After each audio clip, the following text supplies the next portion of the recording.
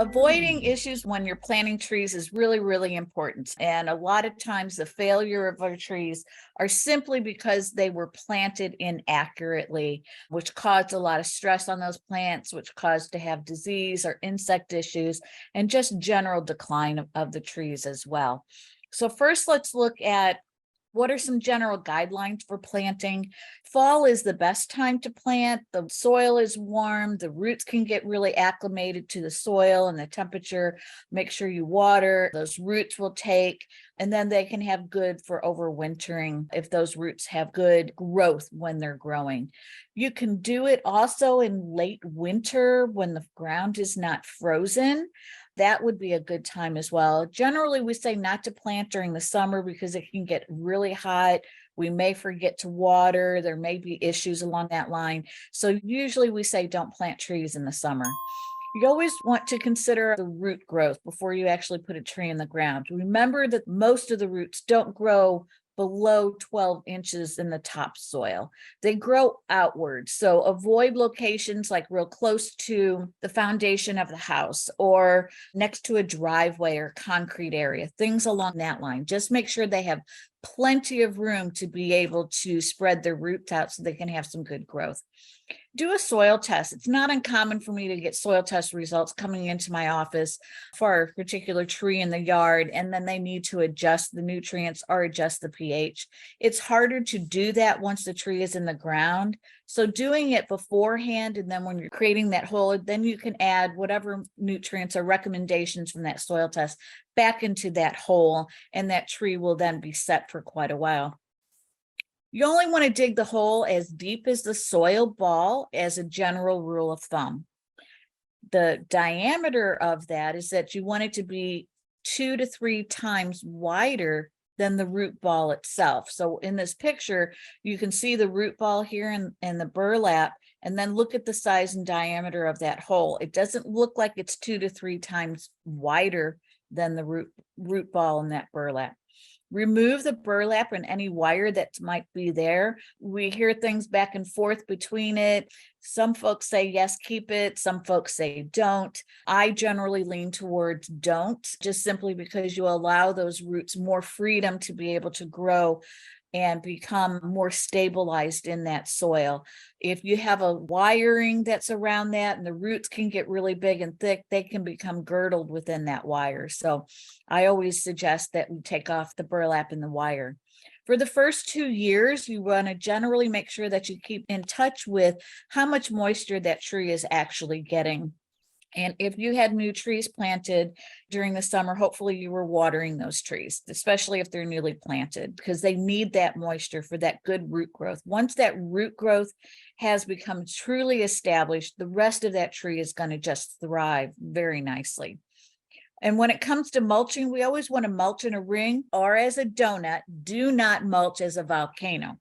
So let's look at some of the main issues as to why trees have problems when they're growing. So this picture is talking about root flare. So if no roots larger than 1/2 inch in diameter are found by probing the top 2 inches of that root ball, then you want to go ahead and remove those top 2 inches, because we want to have a root flare at the top of where it meets the ground level. So here, this is a good picture. Here's our tree. And right here, and you can see the coloration is a little bit darker than the actual roots that are coming out. So the soil has been pulled away from this tree to show you where the root flare is. So here's a root flare, there's a root flare, there's one right there. So when you plant, you want to be able to see that root flare.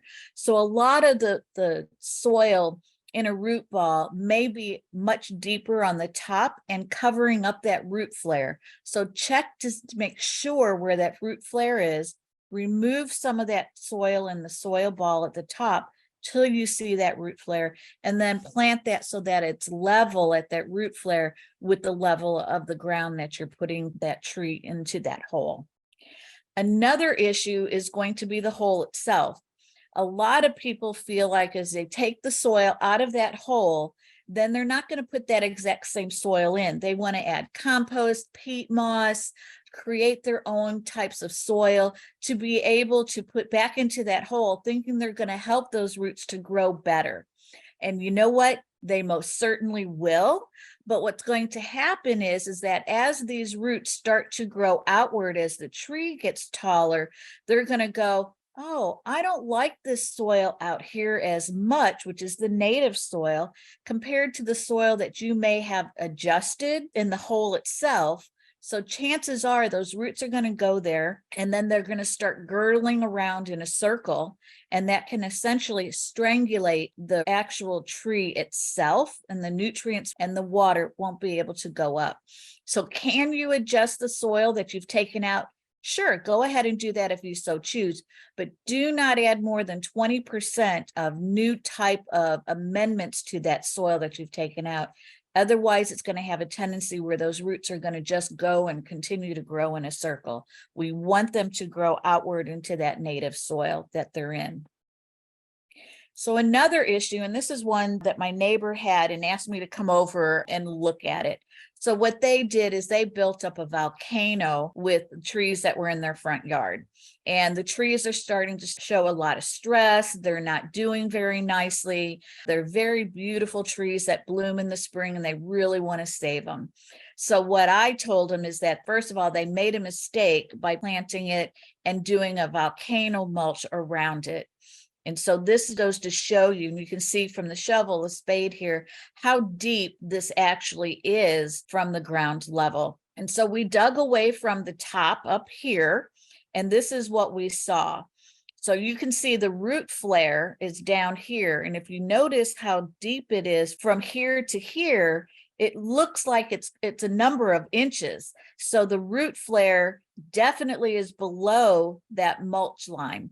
And so what they've done is they've created an issue where it's going to girdle. So here again is a picture. You can see the root flares down here. And here I have a hand trowel, so you can actually see how deep it is. So here's the different coloration right here. This whole section was covered up with soil and mulch, and there's the root flare. So that's one of the issues that's happening there. And then as we look at it, and we were pulling more of the soil away to follow those roots down, and again, you can see the hand trowel, so you can see how thick these different roots are.